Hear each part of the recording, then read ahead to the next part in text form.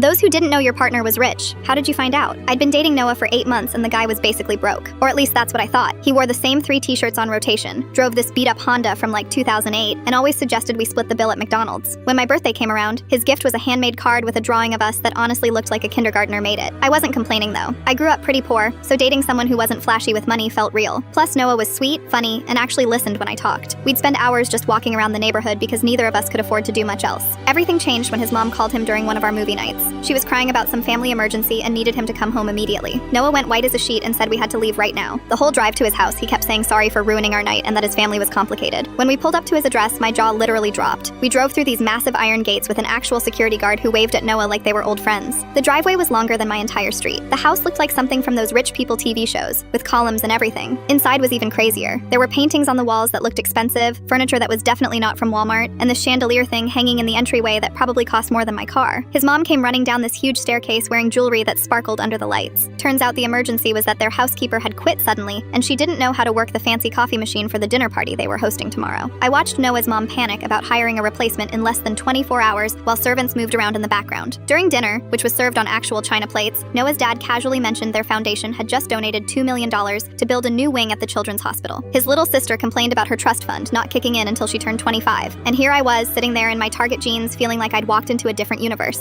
After we left, I was quiet the whole drive back. Finally, I asked Noah why he never told me his family had money. He pulled over and looked genuinely scared, like I was about to dump him right there. He explained that his ex-girlfriend only dated him for his family's wealth and tried to use him to get expensive gifts and trips. He said when we first met, I didn't care that his car was old or that he worked a regular part-time job at the campus bookstore. I liked him for him, not for what he could buy me. So he decided to keep living like a normal college student to see if we were real. The weirdest part was finding out all the little things that didn't add up before, like how he never seemed stressed about rent or groceries, or how he somehow always had exact change for everything, or how his beat-up car had this really nice sound system that probably cost more than the car itself. He told me his dad owned some tech company I'd never heard of, but apparently everyone else had. His family was worth hundreds of millions. Noah could have been driving a Ferrari and living in a penthouse, but instead he chose to eat ramen noodles and shop at thrift stores because he wanted a normal relationship. The next week, he offered to take me on a real vacation to Hawaii. When I said I couldn't afford it, he laughed and said money wasn't an issue anymore. We flew first class, stayed at this resort that cost like $1,000 a night, and he bought me clothes that actually fit properly for the first time in years. But the craziest part was when we got back. Noah sat me down and said he'd been thinking about our future together. He wanted to pay off my student loans as an early graduation present. Just like that, $40,000 of debt gone. I cried for like an hour straight. Now we've been together 2 years and I'm still getting used to it.